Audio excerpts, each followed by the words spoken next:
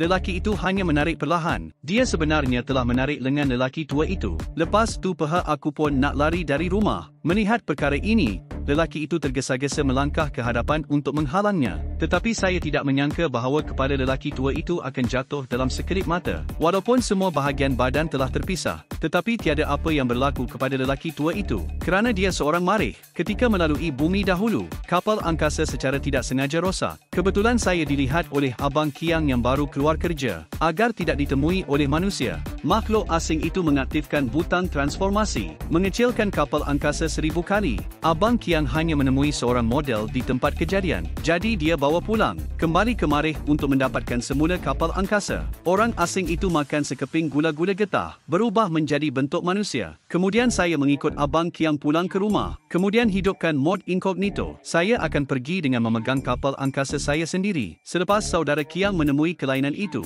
angkat kayu baseball dan pukul di kepala, mengetuk makhluk asing itu terus pengsan. Apabila saudara Kiang mempunyai keberanian untuk melangkah ke hadapan untuk memeriksa, tanpa disangka, pakaian makhluk asing itu sebenarnya terpisah dari badan hidup. Kedua-dua pihak berada dalam kebuntuan dalam kesedaran, berjuang bersama. Tanpa disangka, sehelai pakaian ini membuatkan saya lincah. Satu langkah ke belakang hampir menyebabkan Abang Kiang kehilangan kebahagiaannya. Daripada menjadi makhluk asing tanpa etika mempertahankan diri, dia juga mengambil kesempatan untuk mengambil botol wine dan menyerang, merobohkan Abang Kiang di tempat kejadian. Tunggu sehingga dia sedar dari koma. Saya serta-merta terkejut dengan pemandangan di hadapan saya. Saya sebenarnya tidur di siling sepanjang malam. Orang asing itu memberitahunya, saya tidak ada niat jahat, hanya mahu membaiki kapal angkasa dan meninggalkan bumi. Kemudian dia menekan alat kawalan jauh. Dalam kejutan di wajah Abang Kiang, model dengan cepat mula menjadi lebih besar, sehingga ia kembali kepada bentuk kapal angkasa. Selepas menyemak, telah didapati bahawa pemecut elektron pada kapal angkasa telah terbakar. Jadi Abang Kiang terpaksa membawa makhluk asing itu bersamanya, pergi ke kedai perkakasan untuk membeli alat ganti. Tetapi sut perak Martin terlalu mencolok.